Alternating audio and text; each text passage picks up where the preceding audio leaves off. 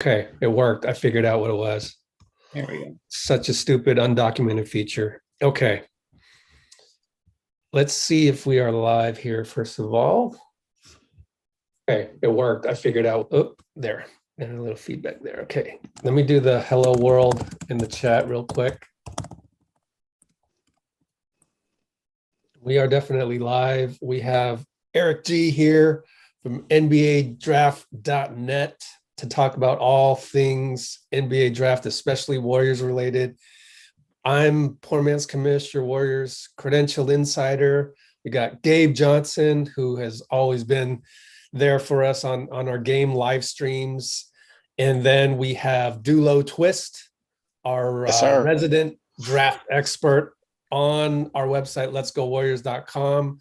So we'll do the hellos in a bit. But I was thinking, let's just get started with Eric G giving background of NBADraft.net, one of the longest tenured mock draft boards around. And also, Eric, tell us how you got involved with NBADraft.net. And then while you're doing that, I'll tweet out the link and all of that. Okay. Well, I guess I'll start how I got started. I happen to be a French citizen as well, and there was a point in time where we were in it. There was a lot of French players coming up in the draft, and that's how I knew Aaron just offhand. I played college basketball, got an interest. Aaron Smith, the founder. NBADraft.net, sorry. And that's spelled ARAN, right? Aaron Smith? Yes, ARAN. Cool. He needed a translator for an interview he was doing for Joan Petro. So that's how long ago that NBADraft.net has been. Petro was just going to get entering the draft.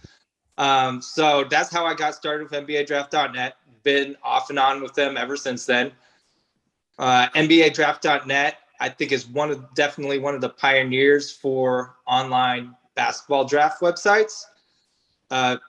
I'd say the three main ones when I was first started was Chad Ford with ESPN, Jonathan Givony with Draft Express, and Aaron with NBADraft.net.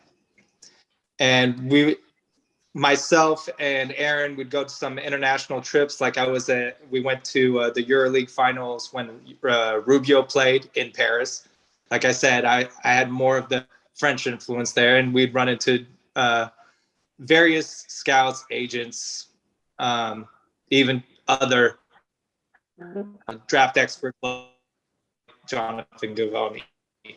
We've been around for quite a while. We've done a lot of draft stuff. I think I'd say we're one of the pioneers for sure. And Aaron Smith is the one that does the mock. Aaron Smith is the one that scouts a lot of the players and stuff. He's the one, when you look at the draft board, that is his draft board. That is not my draft board. Yes, he has people that work for him, that give him information and that give their input on players and whatnot. But at the end of the day, that is his baby. That is his site. That is his where he sees the draft going on. And there's a Bay Area connection too, right?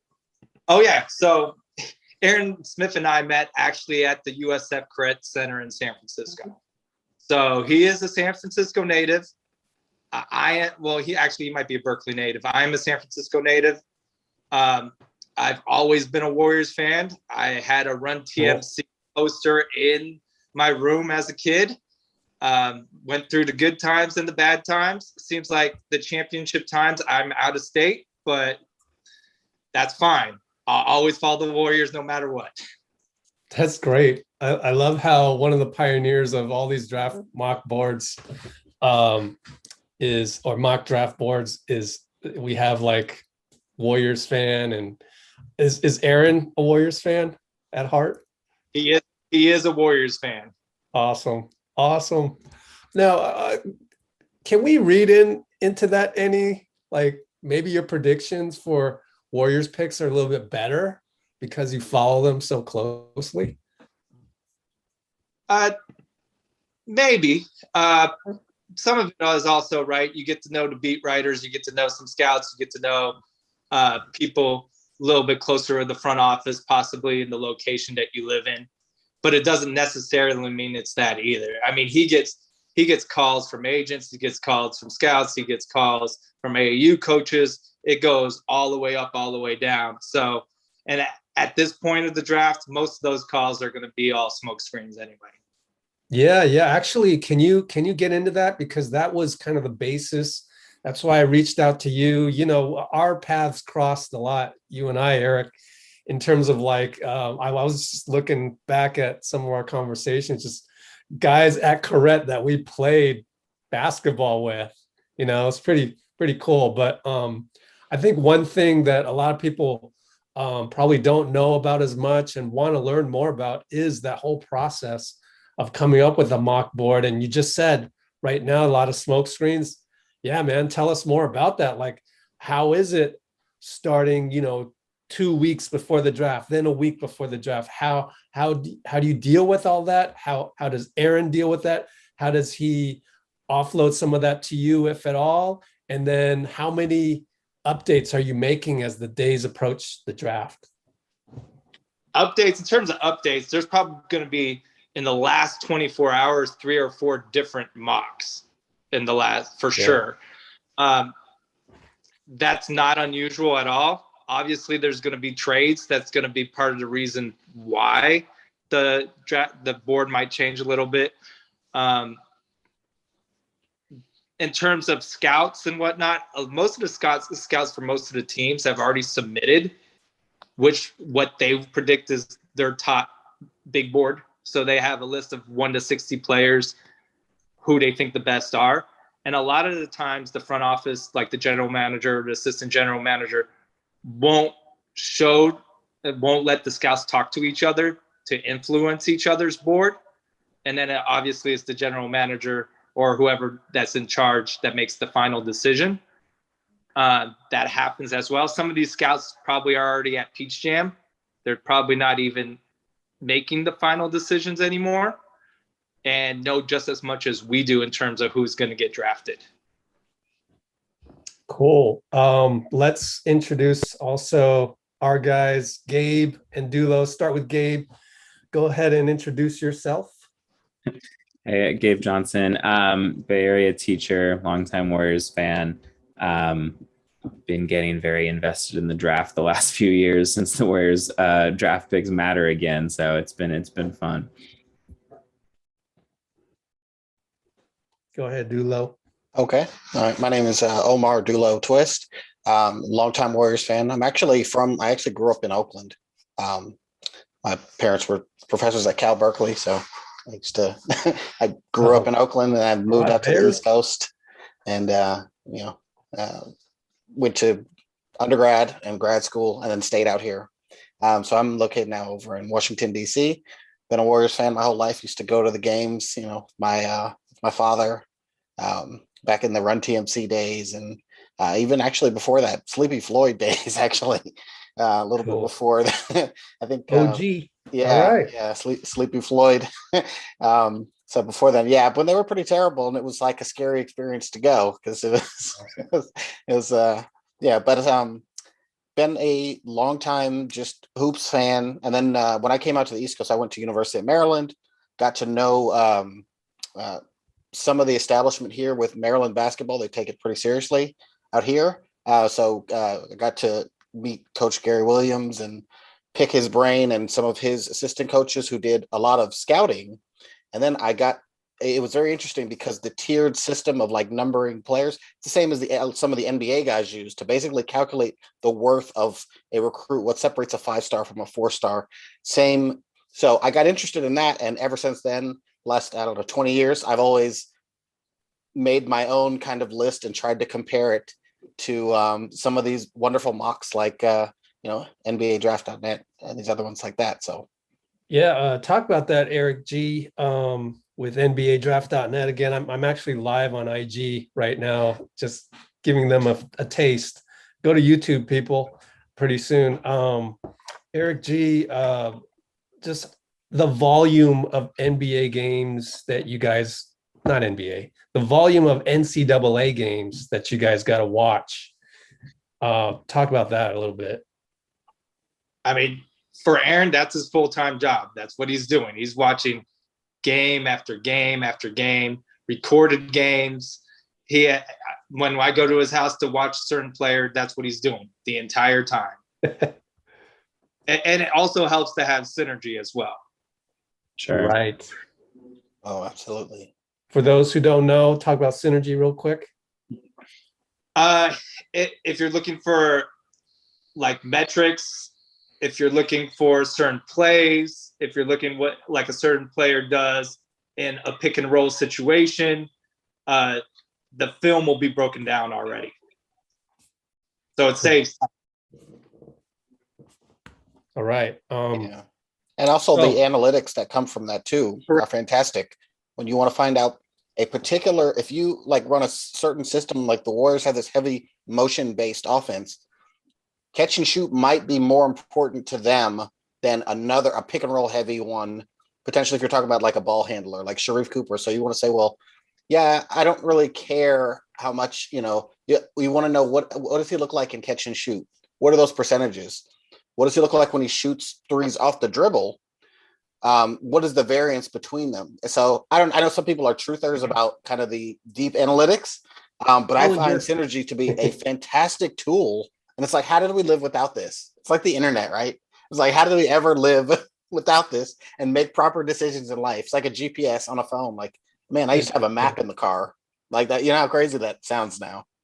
Yeah. Interesting. Yeah. Yeah. I've never really been, I've been more of the eye test type guy, but I think it's good to have all of those aspects in mind. But I think it's time to jump into the draft. Let's check the chat real quick. Anything going on there, Gabe? In the chat? Yeah, I've been talking to people. I mean, there's some goofy 2K trade being proposed, but as far as like realistic things, there was some questions about Moody. People were pretty high on him. There was some talk about Kuminga falling and sort of what that scenario might mean, and some other prospects being thrown around at 14, like Kispert and stuff. So kind of the usual buzz that we're hearing. Our fans are also echoing. So I mean, Eric, my question would be, obviously we're all seeing millions of mocks and they're getting updated every few days and like everyone's digesting all this content. What divorced from the mocks, taking into all this, like what people are hearing, like from your big board, sort of like what would you want to see at 7 for the Warriors? I mean, if you had told me a month ago, I wanted Scotty Barnes for the Warriors. Yeah, Scotty Barnes. Yeah. Anymore, but that's the guy I wanted for the Warriors, despite him not having with jump shot. That was the one guy that I was hoping. I was praying for the Warriors to fall at 6 and was hoping that would be the option for them. It looks like he could go the rumors are he could go as high as 4, right? I know that Hammond, GM at Orlando, he likes long guys. I mean, he's the one that drafted Giannis in Milwaukee. He's the one. So he likes the big wingspan guys. I think Barnes has a 7'3" wingspan. So he fits that mold. I doubt that he'd pass OKC for sure. So we're kind of screwed on that one.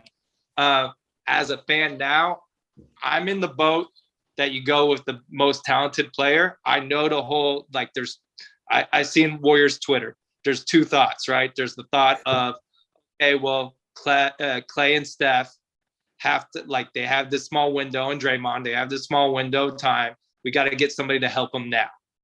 And then there's the other thought where which is the side I'm on. I'm more like, okay, let's draft the most talented guy, even if it takes a couple of years. And I get it. It's harder now because of what happened with Wiseman. He wasn't the right away product to help the team out, right? But we do have 2 picks. So my hope would be at 7, you draft the most talented guy.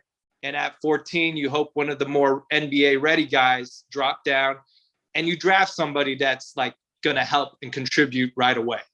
And so you go with the most talented guy early, and then at 14, if that happens, they could entirely make a trade.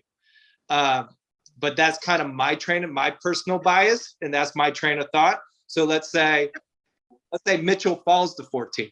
It's not impossible. Could happen. Let's say Duarte's available at 14. And we've heard that both the Knicks and the Lakers like Duarte a lot. So they're trying to move up to get that kid. Let's say Kispert goes at 14, is there. Those are guys that can help the Warriors right now, while maybe if Kuminga drops to 7, hey, yeah, he's a project. He's not going to be the man next year. But you're also getting Clay back. So that's my train of thought. I know half the Warrior fans aren't going to be happy with that train of thought. Right. But you asked my opinion. Yeah. Yeah, I love that. And I'm super on board. I think we generally agree with that philosophy here. I think, from what I've seen and all the research I've done around this, like there's just so few rookies that actually make a serious dent in winning.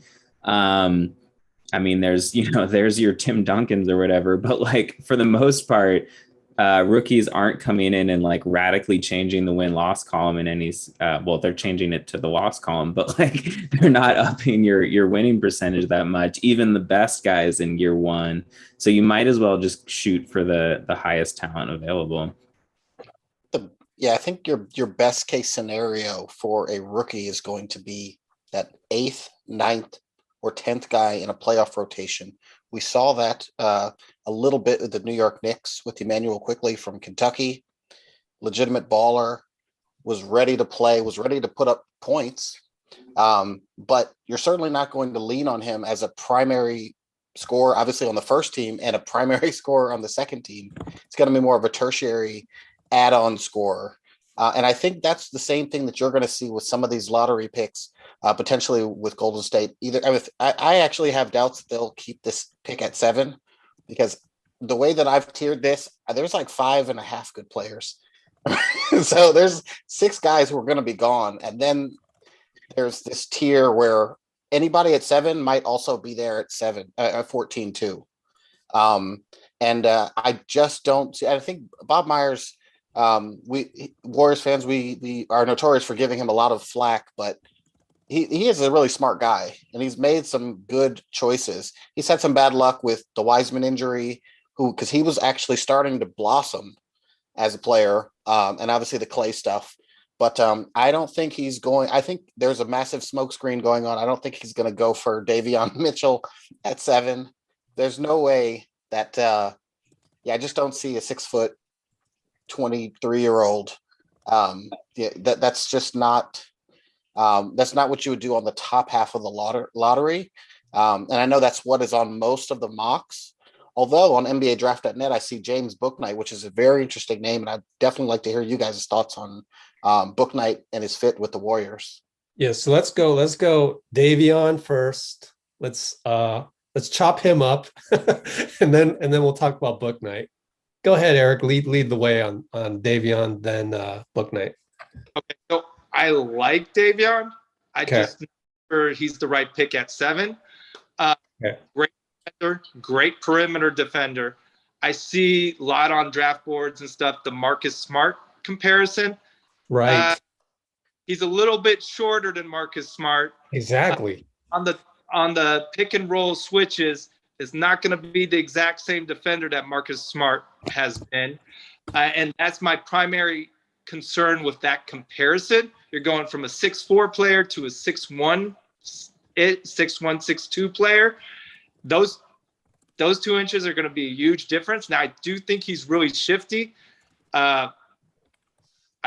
There's questions about his shooting, given that even though his 3-point shooting, everybody knows has gone up, his free throw shooting hasn't been dramatically improved. And that's an indicator that a lot of scouts look at in terms of improvement in shooting. I I don't think it's a bad pick at 14. I don't see the big upside at 7. I do think he would help them defensively, just not at the rate that Marcus Smart it has done or was as a Oklahoma State player. What Yeah, about Marcus Smart's wingspan, I think, is like 6 inches bigger than Mitchell too. So it's just a totally different player. Yeah, so it's a false comparison that's been thrown out by some of Warriors media just to talk themselves into 6 foot 23-year-old guard. So when you think about what role would he play on the Warriors, yes, he could be the backup point guard probably right away, but when you're on the top half of the lottery, you have to swing for home runs. This is not a business. So the thing is, we are operating under a fallacy that because these players are older, they're safer. This is total nonsense. Look, put the tape on last year with draft discussions regarding Obi Toppin about, the Warriors should take him because he's 23 or 22. He was like a 19-year-old high school senior or whatever. So, and he played 2 years. So it's false, because look at the young kids who were much better than Obi last year. 19-year-old Ant-Man, 19-year-old LaMelo, the kid out of Villanova, who went to Detroit. Yeah, right. And he was a sophomore. You could even put Tyrese Halliburton, who was a very young sophomore. I mean, he turned 20. But these young guys, if you can play, you can play. You don't settle for a guy and just say, oh, well, he's 23 or 24. You don't push Duarte up the board because you're like, well, he's close to Clay and the core's age. No, that's it's an absurd thought, and we shouldn't go there and undercut ourselves as a franchise for that. Chad Ford tweeted today like a list of I have it up, the 22 and over lottery picks from the last decade, and it's a very illustrative list, and I'll just read it because I have it right here. It's Jimmer Fredette, Kelly Olynyk, Doug McDermott, Willie Cauley-Stein, Torian Prince, Denzel Valentine, Frank Kaminsky, Chris Dunn, Buddy Hield, and Obi Toppin. And not only that, I will take it an extra step and say I was talking NBA draft with a buddy months ago during the NCAA tournament, and we were talking about Davion Mitchell, and we were saying there's no way he's 6'2". This is pre-combine. This is during. We're like, there's no way he's 6'2". Like maybe with his hair, he's got the Sharif Cooper deal where he's gelled his hair up, so he's got an extra mohawk going. So there's no way he's 6'2". He's so far below the rim. And I was thinking all the big bodying that he's getting done in conference play, you're not going to be able to do that to NBA guards. The manhandling, I said, this is going to turn out like was Jerome Carter on the Suns. Or Javon Carter rather. I'm sorry. It's going to turn out where he's very similar, because I was looking at the kind of the metrics of it. I said, height, weight, the same style of play, same conference. He's not going to be able to get away with these flops and the jersey pulls, because NBA guards are superstars. You know how many guys try to grab Steph or Kyrie? They just get silly fouls. We saw Bazemore get silly fouls trying to guard other opposing top level point guards. So there's no way he's going to be able to big body these guys. It's easy to do when you're 23 in college and Jalen Suggs is 18. Not going to work on Dame Lillard. So I'm not really buying that with a top half of the lottery pick. I'm sorry. Now, what he will be able to do is that with playing with Jared Butler and playing with Teague, he was able to defer a lot and play with another point guard. So him and Steph, in terms of sharing the ball and not having the ball in his hands, that's something he's already had some experience with. Again, absolutely. We don't think he's a bad player. We just don't think he's the right fit at 7. Yeah, you said, if he's there at 14, and as you mentioned, like that whole 7 through 14 group is real, like could end up in sort of all sorts of different combinations next week. If he's there at 14, yeah, I'm okay with that at 14. I mean, I don't see any way that Davion Mitchell like doesn't play in the NBA, that he isn't at least like a backup. You it's just a don't useful want to. rotation player. Yeah, you just don't Yeah. want to swing like that at 7 for a guy who like is probably honestly a backup point guard or one of those sort of Mario Chalmers type starters on a team that has like another high level primary creator guy. Right. No one's saying he's Shabazz Napier or Mateen Cleaves or one of these college guys who wins a championship. Everybody gets kind of, pays attention because they're like, oh, this guy we're going to label him a winner, which is the worst thing you can see on a draft profile. You're like, oh, this guy's a winner. I'm like, well, what does that mean? They've gone to a blue blood college surrounded by other 5-star guys. Of course, they're blowing out mid majors, so you look at the individual upside and then the metrics matter. The shooting percentages matter, the free throws, the wingspan, even some of the agility drills that are done. They all matter. And it all comes to a calculation that says, I'm comfortable with taking a useful rotation player at the very end of the lottery, not on the top half of it, though. In the top half, I'm personally looking for a all-stars, if not that, then a starting caliber player for a decade. I don't see it a 10-year. No one's going to want Davion as a 10-year starter at point guard. You see an energetic spark plug. And then also, if you think about this, I saw something very interesting in chats today, and it was about what would Davion give you as a rookie in year one? And if you're saying the calling card is defense, would that be better than the minimum contract you're giving to Gary Payton II this year as a defender?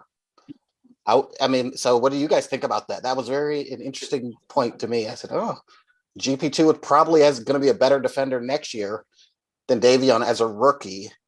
So why burn a 7 on him, 7th pick? So I mean, the hope is that he shoots better than Gary Payton II, right? Because not his defense that's the reason he's had to jump around from all the way in different teams in the NBA. It's just his offensive issues. Yeah. Right. On that note of, thinking about someone who has more of a serious upside, let's maybe pivot to Bouknight. Eric, what is your take on him so far? So, I mean, it's not a secret that the Warriors like him, and that very likely if we think that he's going to be their pick if it goes down as we see it. Wait, where are you getting that info in terms of the Warriors really liking Bouknight? I'm just saying media in general has been kind of out there already. And some sources as well. I mean, he's not the only guy that these sources have told you that they like him. Like there's knowing where the Warriors were going to pick, we kind of had a good idea of who were in like the 6 to 10 range, who the Warriors might like, and he was one of those names that they might pick in that 7 to 10. But there's a list of 4 or 5 guys that it could be. He's one of those guys, for sure. All right. So I can say that's their pick, but I can say early on, before they knew where they were drafted, we had a feeling that he was one of the guys. Right. Yeah. And didn't he have a really good workout at the combine, and then been having, I saw a video the other day from his Instagram, somebody, and he was knocking them down, but obviously, that's just 15 seconds of him knocking down shots. It's not an NBA game. And he shoots, I think he has like a 6'8", 6'9" wingspan. Mm-hmm. I think he's pretty athletic. He's had some good games. He didn't play as many games as some of the other players. I don't know. I don't remember if it was due to COVID or if it was just injuries, but he didn't play quite as many games. So his his last year didn't have quite as much information. So that could be a little skewed. He's a good athlete. He's at a position that, right, he'd get some playing time right away, given that Clay's probably not going to play a lot of minutes right away. So, and yes, Jordan Poole is probably going to play more minutes than he did last year, but there's a role for him on the current Warriors team. Absolutely. That's tremendous analysis. I agree. Bouknight took a big jump from his freshman year to his sophomore year, which is super encouraging. So yeah, when you see guys kind of have a middling freshman year, maybe they come in as a 5-star and then they kind of blossom. You never know what's going on with these kids, but that's encouraging to see a young guy do that. He dropped a 40 ball on Creighton this year. I saw that. He looked like an NBA All-Star in that game. I was like, geez, is this Victor Oladipo? Like he was just blowing by guys, throwing passes, That's probably a ceiling, right? Well, but potentially, I mean, this guy, I mean, the only issue, and then when he played my school, University of Maryland, College Park, in the NCAA tournament, it was a whole different story. They have a couple of defensive wings who are so Aaron Wiggins is in this draft. They also had another kid who transferred to Marquette this year, Daryl Morcell, who is going to be a pro, probably not in the NBA, but he can defend like an NBA pro. And they big boyed him. Basically, they never ran him off the 3-point line. They sagged on him and they got really violent with him anytime he tried to penetrate. And they dared him to shoot. And I think he ended up 1 for 6 from 3. They kind of they gave him the Draymond where like they did the fake step towards him and then they start retreating towards the paint and he couldn't beat them. And I said, oh, okay. Mark Turgeon, head coach for Maryland, has found the kryptonite or Bouknight. And that's basically sag off of this guy. He's going to blow by you because he does have a nasty first step. And that is something that the Warriors were missing. When you think about the team, it's like, who gets to the rim? Obviously, Steph. This is the greatest offensive player I've ever seen in my life. But I'm like, after that, who can get to the rim? Jordan Poole can occasionally do that. I can't name any other roster that only has 2 guys. I think it's super noticeable that like how refreshing it was to see Jordan Poole do that. And Jordan Poole is like fine, right? Like he was okay. But like the idea that, you know, our offense was so juiced when he actually stepped on the court is an indictment on the rest of the roster, right? Yeah. So Bouknight is I the profiles that I've written up for him, I basically just see a microwave scorer. And man, a lot of teams need a microwave scorer. How important was it in these NBA finals that we watched to see, you know, I don't know, Campaign or somebody like that come in and just get some buckets while CP3 rest and so on and so forth. You got to have that. And you need a couple of those guys. So yeah, that's a lottery pick. I mean, that's I can't fight against it. Yeah, defensively he'll get hunted as a rookie, but he can immediately be the 8th guy and be an upgrade over Damian Lee and Mike Mulder. Yeah, for sure. Eric, what Dulo said brought up a thing that's often kind of like hovered around Bouknight is that like how legit that 3-point shot is. Because obviously that's a huge swing point for him. If he's, you know, his freshman year, he shot, I think like 34%. And then his sophomore year, he shot like 29%, but his free throw percentage has hovered around 80 or so both years. And he had like, I think an elbow injury, right? And so there's some thought that some of his shooting was due to that, his dip in 3-point shooting. He looks like he can shoot. Free throw percentage is a good indicator. How much are you buying that shot? I think I'll say that for Aaron thinks that it's a legit shot. We go a lot by the free throw percentage as well. Like I said, for him this year, he did like his stats are a little incomplete, given that he didn't play quite as much this year compared to some of the other players. But yeah, we would be happy if Bouknight got drafted 7 for the Warriors. Yeah. Yeah. I agree. He's in the mix. I'm hesitant on him to some extent because he's a little boom busty, right? Like if that shot doesn't hit at a legit percentage and he remains a little tunnel vision-y, like then I'm nervous as to what that player is on our team. But a rookie year Jordan Poole. Right. If it doesn't hit, that's rookie year Jordan Poole. Yeah. Yeah, so But the upside is real. Like I think the realized version of Bouknight is a great fit on that second unit. And as you already said, that tier 7 to 14, there's going to be question marks on more question marks than the first 6 guys. So Yeah, for sure. Yeah. Well, if I could, introduce a alternate view, because I love wings. I've already said that on our Discord server a lot. So even though I do love Bouknight as a baller, I just feel like there's more of a priority to get wings, but I'm not really a draft expert. I'm just like, I just hear Steve Kerr talking about that all season long. Like, oh, we need wings. We need to get defense and then run the break and finish the break, things like that. So I'm kind of like, okay, yeah. So that's why I'm looking for length. So talent. But we can come back to that. I mean, Moody, 7-foot wingspan. Well, a lot of people in the chat is going, oh, Bouknight or Moody. So we could talk about Moody and then come back to wings later. But Moody's kind of a wing. I was going to say, if you want a playmaking guy, probably that 7 to 14 range, the best playmaker in terms of passing is probably the Australian guy, Josh Giddey. Okay. He's if you want to talk about him, we got people asking about him in the chat, so go for it.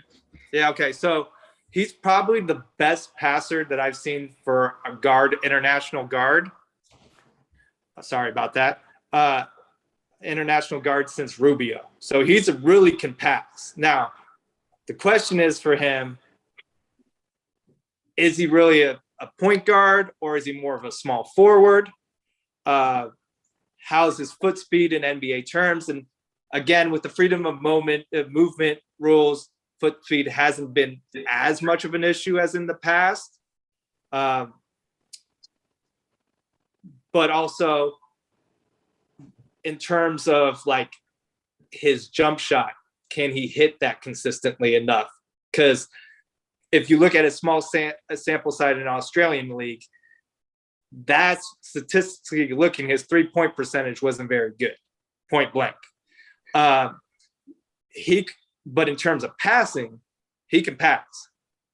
He knows how to play on the fast break. He knows how to create an offense. He's played one pro year already. They love him in Australia. There's a big following. International guys, for me personally, is harder to judge because it's not apples to apples all the time. Different leagues, different levels. LaMelo's done well. He played in the Australian league last year. RJ Hampton played in the Australian league, so they have some familiarity with it. I'm pretty sure the Warriors, when they went to see their draft pick from last year, saw him play. They were all at the Australia game that he played in. He is not working out for any teams. So, and we know he's a green room invite. So we know he's a top 15 pick. We know there's somebody that likes him. Could it be the Warriors? Entirely possible. I have that's just pure speculation, but I'm not going to say that it's impossible that he's going to be not the 7th or 14th pick. I have the Warriors taking Giddey at 7, actually, because it's because as you pointed out so clearly, this guy can throw whip passes with both hands. He's 6'7", 6'8". I know they've got LaMelo remorse. They've got to. They just seeing how the season unfolded. Can I interrupt you for a second? I don't know if that's been out there, but from what I understand, LaMelo was their second choice last year. Yeah.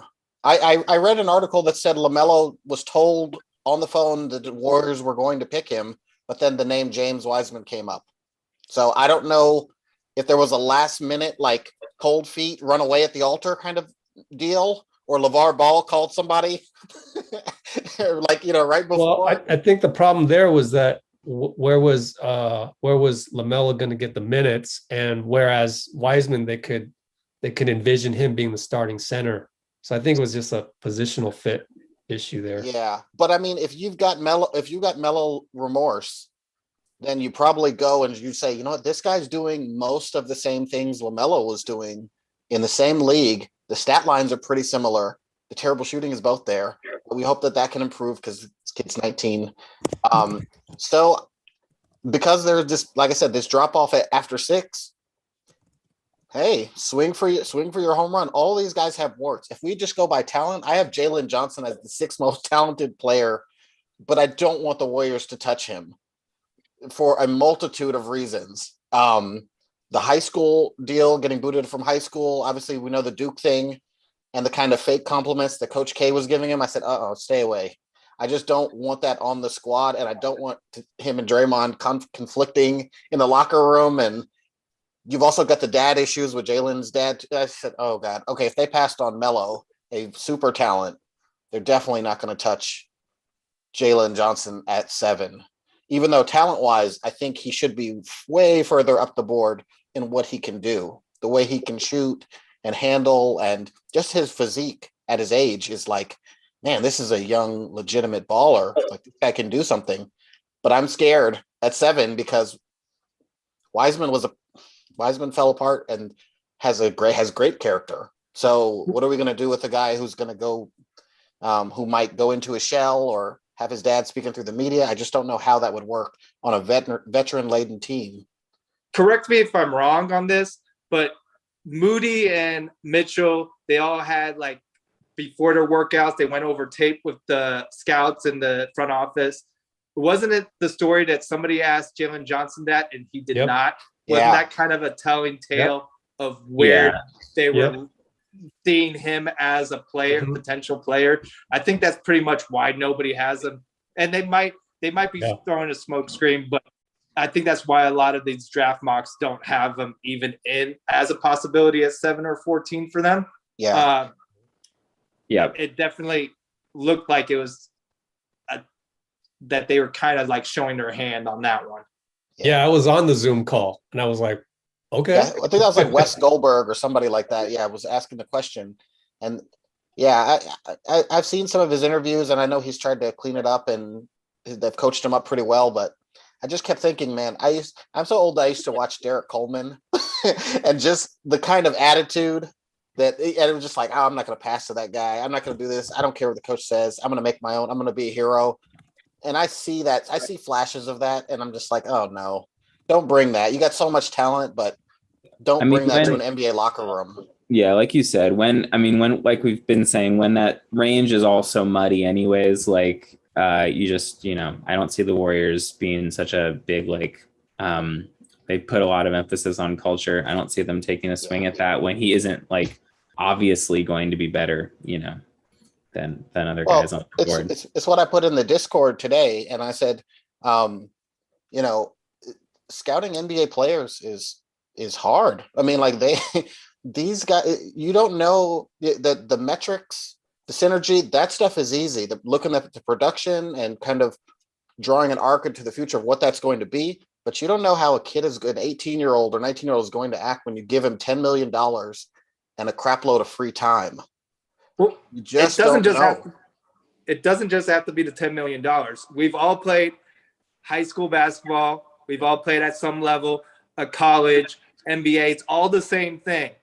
Some people are just content of making the high school team and having the jersey and said that they made it. Some people are content to get that scholarship or be the walk-on and wear the jersey. It's the same thing for NBA players. Some people are just happy to say they made the NBA and the work doesn't go, instead of going, you have to work harder at every level. They're just working at the same level or below the level that they did in college. And that's the hardest metric that the scouts can't figure out. It's not as easy to figure out. In particular, us like mock draft people that don't always have the best access in terms of interviewing them and going through things, because we see them on their best days, right? When they have these pro combines and stuff, like you said, they're coached up. So I'm going to tell you one trick that the scout told me about these players. So what he does, they're invited to a lot of these team practice and stuff. He always gets picked up and taken home by the team managers. He asks the team managers about the character, about the players. He doesn't ask the coaches. He doesn't ask the other players because they're all going to lie to him. But the team managers are students like him they're most likely to be, if they're being treated poorly, be treated poorly by the players. And that's how he would get information. And that, a lot of the scouts, that's what they're looking for, is finding out what kind of kid they are, what kind of worker they are, because they know all the rest just by watching the games. Yeah. I mean, the talent I feel like is pretty easy to spot, but just that drive and motivation that, you know, I was one, full disclosure, I thought Darius Miles was going to be like the greatest player ever. You know what I'm saying? Because he was just so talented. But I mean, he was happy. He got his money. Same with Josh Smith, former Atlanta Hawk. So talented. I said, this guy's definitely going to be like in the Hall of Fame. There's no way I see him not being a 10-time All-Star.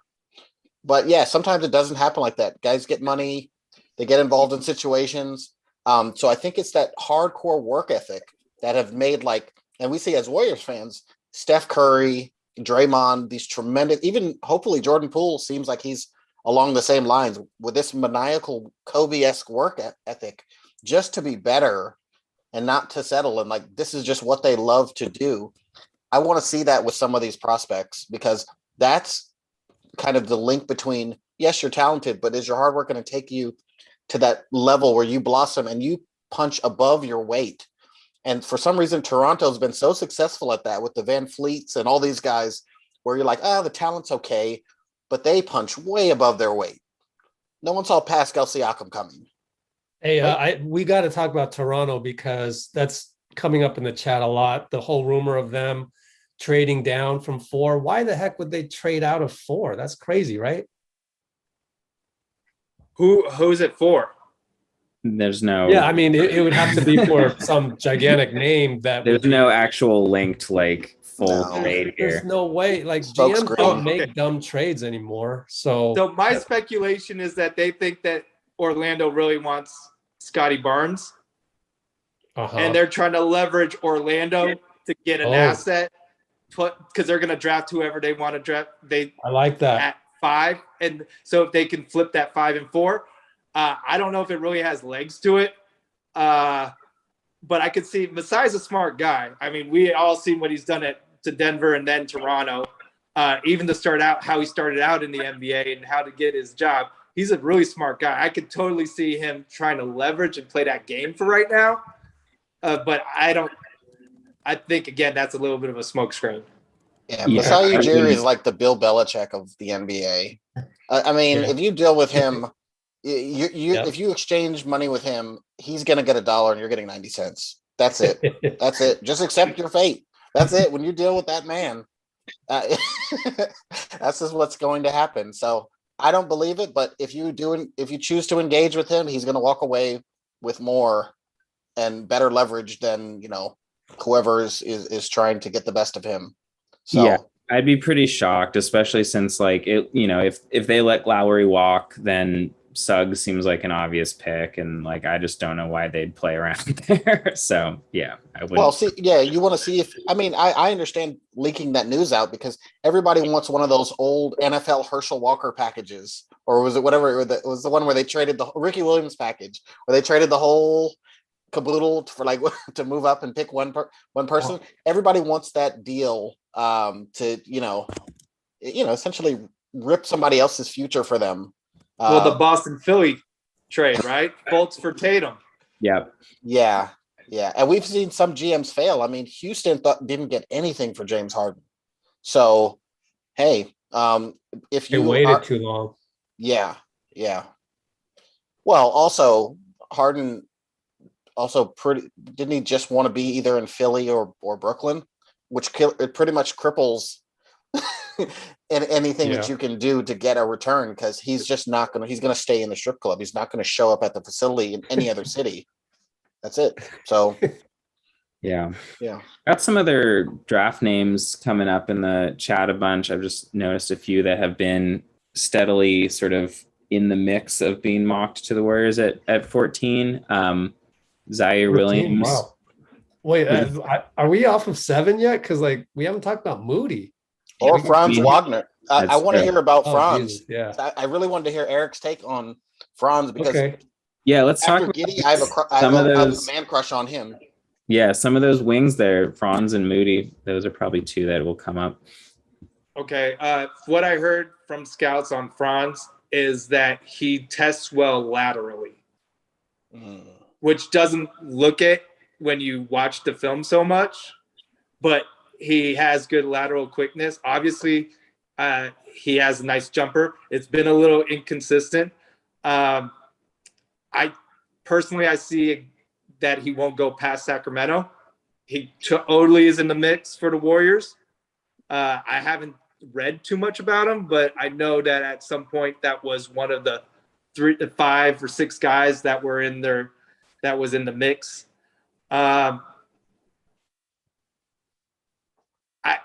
His inconsistency for me personally is a little bit of a concern, but he does have a big upside. So I could definitely see them drafting them, and he's going to be a shooter, which helps the Warriors. So, Yeah, I like what I saw. Yeah, so Wagner is very interesting because I saw Michigan just pummel Maryland twice this year, and I hated that guy. I was air punching in the front of the TV because this guy was making big play after big play. Defensively, yes, you talked about his lateral quickness. He also has really fast hands. So I mean, he was getting all types of deflections. He was denying post entry passes. He was switching on to guards. I was like, oh, who is this Detlef Shrimp? I know, yeah. You know, like what is he? He's wrecking my team. But now that the Warriors are thinking about it, and I'm like, you know what? Actually, that's a great fit. We need wing depth. He can play right away. Like he can play. He's only 19, but when I was doing research on him, this guy played pro ball in Germany first. Yeah. So this, and then on 2 years in college, this is a lot of professional and high level college basketball on his resume. This isn't like a just fresh off the boat kid, you know, like he's got pro ball experience, 2 years of college experience. I would take that over one of these 23-year-old prospects any day. He's all ready to play, and he's played with grown men since he was 16 years old. So yeah, I think he splits that difference pretty well of being a guy who has some real experience, but also, you know, is a kid still. The only thing that concerns me about Wagner, and I really like him, is just like what the real upside is. I mean, I think there's no reason he won't succeed as like a role player, right? Like I don't see any way how a smart team defender who can pass and can shoot like him isn't going to work, right? As a player on a team. I'm just concerned at 7. And again, 7's, I mean, you know, it's a mess. Like, I don't know. Bouknight seems like the only guy who has like the big time upside possibly there. Or Giddey, if you really believe that like all those tools come together. But I can see Wagner like fitting perfectly in the Warriors ecosystem. Is he ever going to be better than like a guy on the team who's solid? Yeah. So I feel you on that. I think Wagner can be a starting NBA small forward. Now, if you're talking about an upside play, you want to throw Keon Johnson in there, and just some crazy athlete, has a solid, okay, mid-range from what I've seen so far. The 3, I don't believe in yet. But man, if he maxes out on his physical ability, I just don't know. I don't know who you would compare him to. So, Eric, I'd definitely love to hear your thoughts on that, because I wonder if that's a wild, like, run, 7 spot that no one's really talking about. He might even be there at 14 too. Maybe. Yeah, maybe. I don't think the Warriors are going to draft him at 7. That's just my opinion. Right. He's a really good athlete.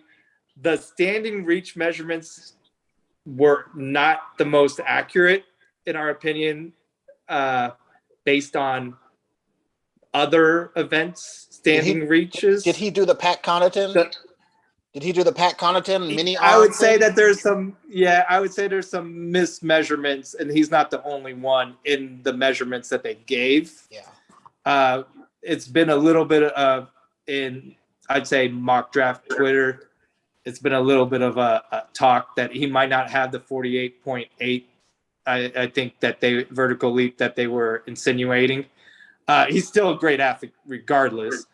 I think he might be a little bit too far down the timeline for the Warriors to consider him right now, even and not have quite the upside that some that they may consider that take a long time. Right. So, and I don't think he'll make it down to 14. Yeah, I don't think so either. So I just think you guys have Orlando taking him at 8. Yeah. So. Yeah, I want to see. Keon, that's a home run swing for me. Like either you knock it out of the park or that guy is out of the league. Because I just don't know. Like I look at him and I'm saying, okay, well, this is a small forward in a 6'3" body because he doesn't really handle or distribute or have deep range. Yeah, but if that shot never comes around. In transition, he will put somebody in the basket. And he did have some good defensive metrics. Yeah, I think in a strong conference. So he's a great athlete. He played in a tough conference. He had good defensive metrics. He has some potential. That's why he's considered a top 14 player for sure. Just because, but everything you said is correct as well. Yeah, I'm surprised his teammate didn't get more lottery shine. Springer. I kind of like his old man. He's explosive, but he has a kind of old man YMCA game. I kind of like him as a a developmental guy, as just kind of a sleeper. So I always think about him as I wonder how he would fit in a Kerr offense. He can do so much. And he tested as a really good athlete. I was surprised that he jumped to 40.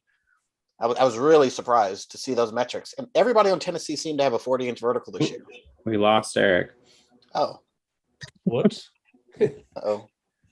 Well, while he's coming back, yeah, Springer is one of those draft Twitter darlings that all the 20-year-olds who are enmeshed in draft Twitter are really excited about. I've seen a lot of 20-year-old demographic. A lot of draft Twitter dudes who have Springer in the same tier as these this moody Wagner whole second group. And then I've seen a lot of the more traditional mocks have him pretty low in the first round, which is interesting. Yeah. There's definitely a high variance to him, but I thought he played really well. And I think people are concerned about what exact position is he maybe, but yeah. I mean, I think when you're talking about the Warriors, it doesn't matter. You can put a guy next to Steph who's a combo and it makes sense.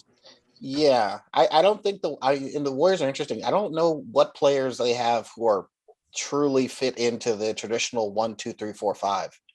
Steph is a clear combo. Clay maybe doesn't really handle the ball like a guard. He's more of a 2/3. Obviously, Draymond doesn't even really have a position. He's got the body of a 3 but he's a 5, and it's just weird. But he's also a 1. It's just weird. Yeah. So I don't know. But Springer to me seems like a combo guard, and it's going to be very interesting to see how the draft shakes out, because there are some really, once you get past pick 6, the next 15 guys are the same.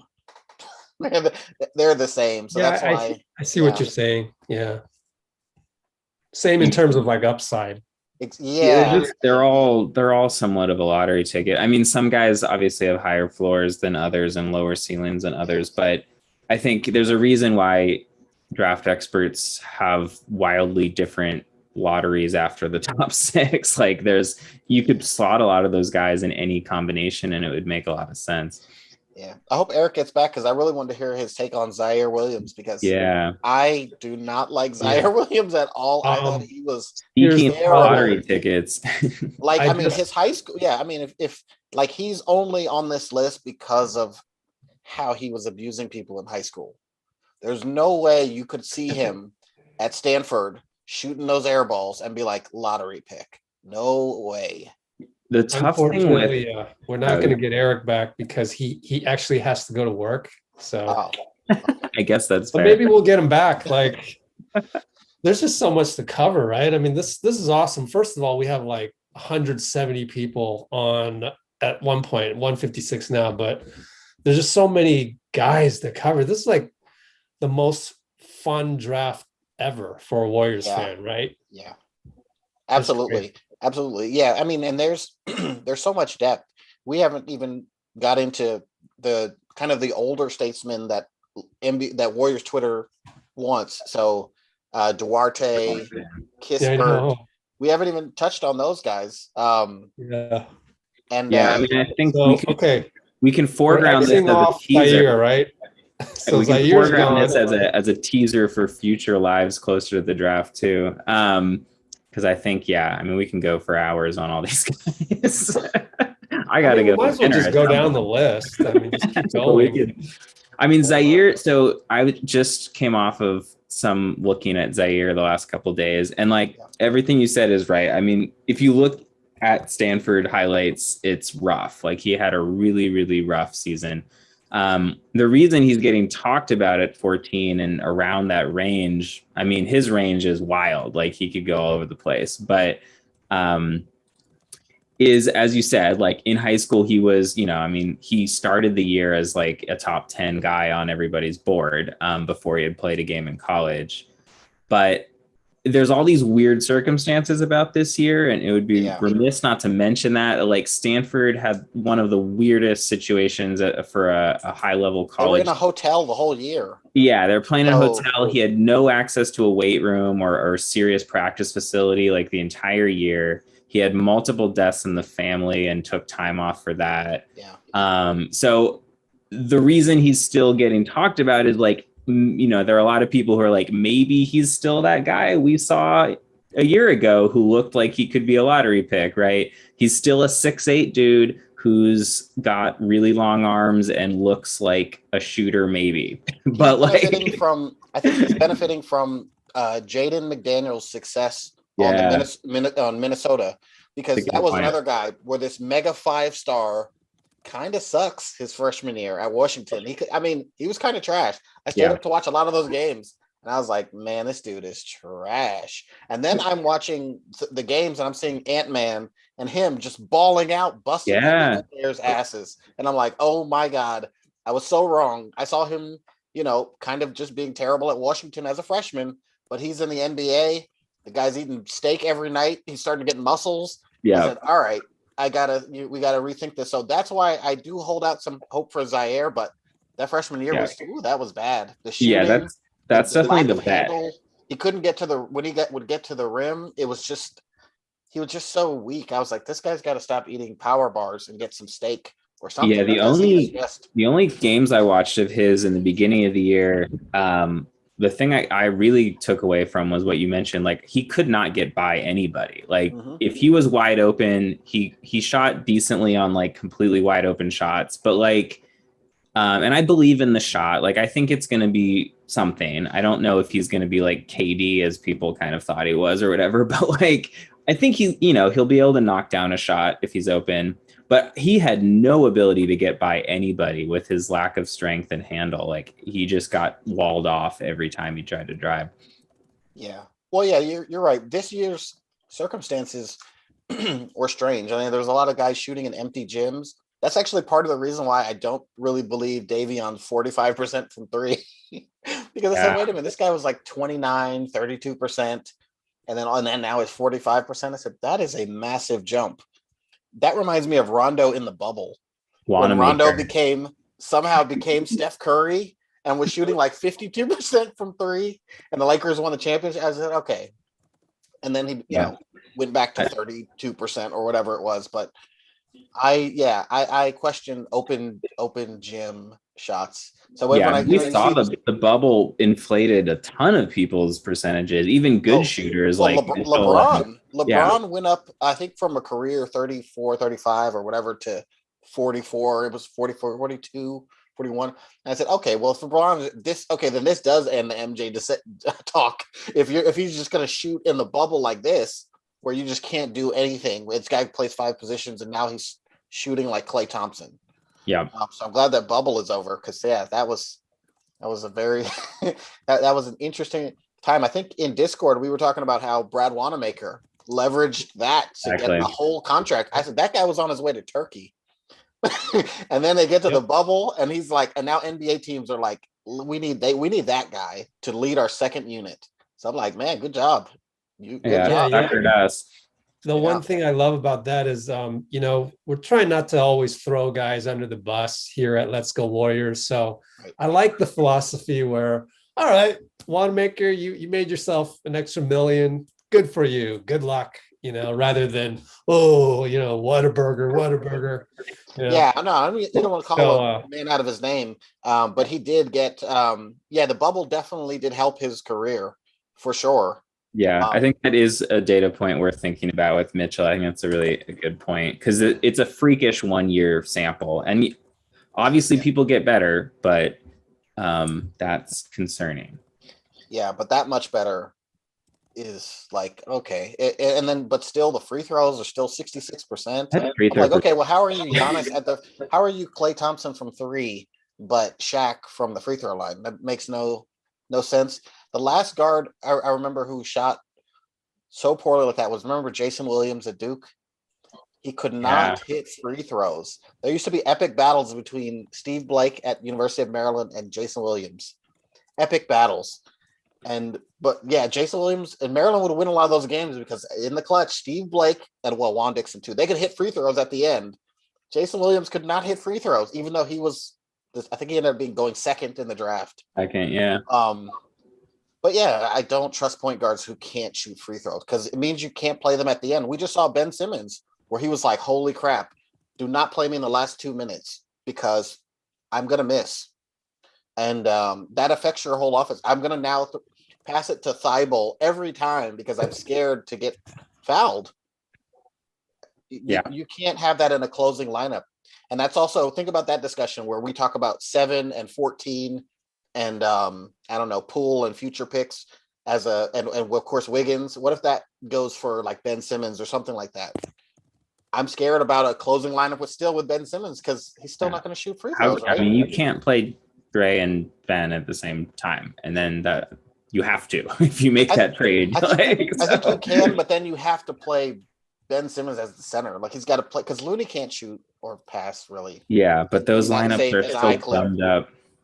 Yeah, I mean, you need to have a third knockdown shooter with Steph and Klay in order to even make those at all viable. Yeah. So and that means they're putting either they're going to rely on Justini and Jessup, or they're going to have to go for Duarte or Kispert probably at 14. Yeah, get somebody who can be on. Because think about the second unit; it's so crowded. Because Poole is not. Poole had a shot league average 35%. But he's not respected as a shooter, unfortunately. Wiseman, Damian Lee. There's a very compressed court in that second unit. As soon as Steph takes a break, and you know how like Steph would take a break and you'd see the lead evaporate. It was like a melting ice cube in the Arizona summer. It was just like, if they have a 5-point lead, they're gonna have a 5-point deficit when he comes back. So they got to get some shooting on there. So many slashers. You got to get some shooting. And I know they had guys who were hunting like open shots, like JTA. He shot like 42%. No one really thinks in a playoff series he's going to shoot 42%. Right. And he's not going to get played like a shooter, which almost matters as much as exactly. his actual percentage. Exactly. Yeah, because they're like all the closeouts on JTA are like half-hearted. They're the same, like Draymond's. They're just like, yeah. Whatever. Right. It's a win if we want you to shoot. Yeah, I mean that's why a guy like Bouknight is intriguing to me. I mean, I have questions. Well, I have questions about basically everyone after the top 3, but like Bouknight in theory, I mean, he's obviously like had to shoulder this insane usage at UConn and was on the ball almost entirely, but I thought I saw a lot of like, digging back through some tape, a lot of off-ball stuff that was encouraging. I thought he cut really well. And like that, I just, I mean, we are so thirsty for anyone who can score, like you've been saying that having him in Poole, I don't know how well that fits together perfectly, but having at least just a second unit, and they'll play mixed groups with Clay or Wiggins in there too, right? Like they never just Kerr doesn't do these brigade Will swaps. Clay even be back by Christmas? Right.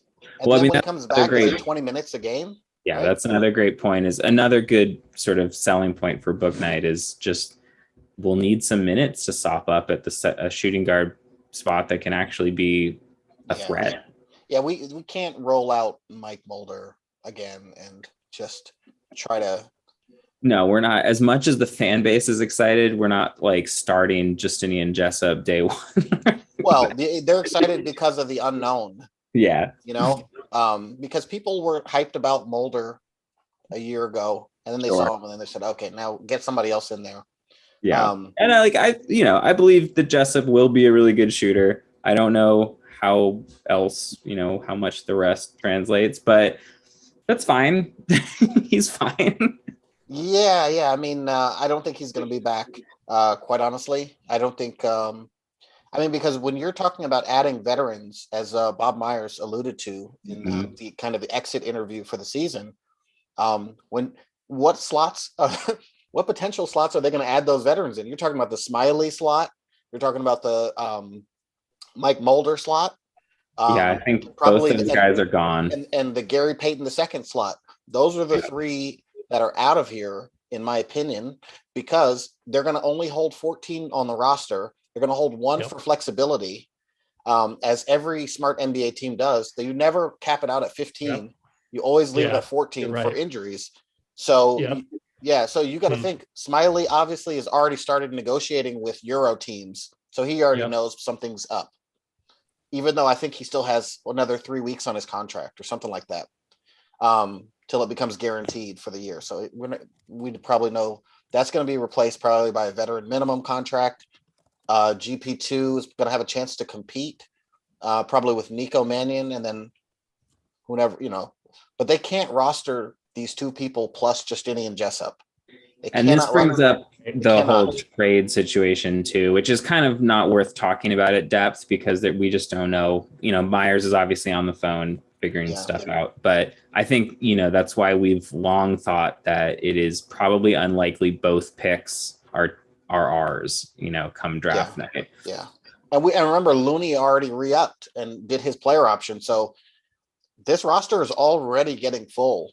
And like you can't put in, and like I said, so 7, 14, and Jessup, 3 rookies, plus Wiseman, who's a de facto rookie. Yeah. There's no way. There's no way. That's what we kind of came up with right when the season ended. It was like, wait, we're going to add 2 rookie guaranteed contracts. Eesh. And we this is serious, especially as you said, like when we're thinking about this year being a serious contending year, like you can't be playing like 4 19-year-olds or 4. And I know Jessup is older, but that has and correct me if I'm wrong on that, but I believe Justinian Jessup has a clause that he can't be signed to like a 2-way. He has to be on like a real NBA big boy contract. Yeah, there's been a lot of confusing information about that. I'm not quite sure. Well, my take on that, which is I asked around some people that I know, they just can't believe an agent would let that happen for Jessup. No way. So we'll see. I just don't, he can't be that dumb. But maybe he is. So we'll see what happens. But he's not going to terminate a contract in the NBL to come and then get waived in the NBA and just be on a G League deal. That's not going to happen. So you're going to have to roster him or lose him, and somebody will pick him up because that guy can shoot. I'm saying that Jessup's agent is. It would just. There's no way that the Warriors would be forced to put Jessup on the 15-man. It doesn't make sense. Even though, somebody's done the research on that. I don't know. I just gotta see it to believe it for me on that one. Yeah. But if that's true, then no way, right? I mean, we can't. Yeah, you can't have 4. You can't have 4. No. Essentially, unfortunately. And you got to remember, like I know that Steve Kerr said Wiseman would be back for training camp. He's got to be on a minutes restriction. He had a complete meniscus tear. That's a serious injury for a big man. So even then, and Looney has already got the degenerative issues that have been documented his last 3 or 4 years in the league. So, oh man, I don't know if we have enough minutes to fill out at center. So you got to bring in another center, and that's got to be a veteran. So there's a massive roster crunch because we have a lot of players who are okay enough, who you don't want to lose. Yeah. Nobody wants to lose JTA or something, but there's just not enough space to have so many okay guys. Damian Lee's okay. That's backup center spot. That's why I kind of like Kai Jones, but I'm still formulating all of this. And there's just so many variables, which makes it more fun. I don't want Draymond. Remember that 20-game stretch where it was like they were playing small and it was like Draymond starting at center. That's brutal, man. Yeah, that is brutal. That's aging him in dog years. I mean, you want that as a closing lineup, not as he has to bang against Jokic all game. 35 minutes of just getting ragdolled against Memphis's huge front line. Yeah. And, and there's no rookie that's going to solve that. We have to pick up some vet, but I've looked through the free agents at center and it's rough. There's like guys that we can afford. It's, I don't know, Robin Lopez, bring JaVale back, something like that. Like that's about the best we can hope for.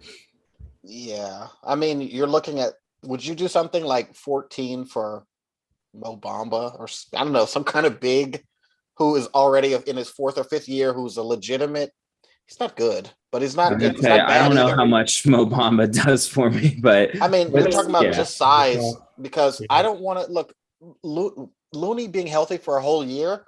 Man, that was like finding a suitcase full of money on the street. Like that, is that going to happen twice in a year? I mean, twice back-to-back years? I don't know. If Looney's going to be an 82 game or compressed 72 game schedule guy who's available. Like that was amazing. I just don't know if you can ask him to do that again.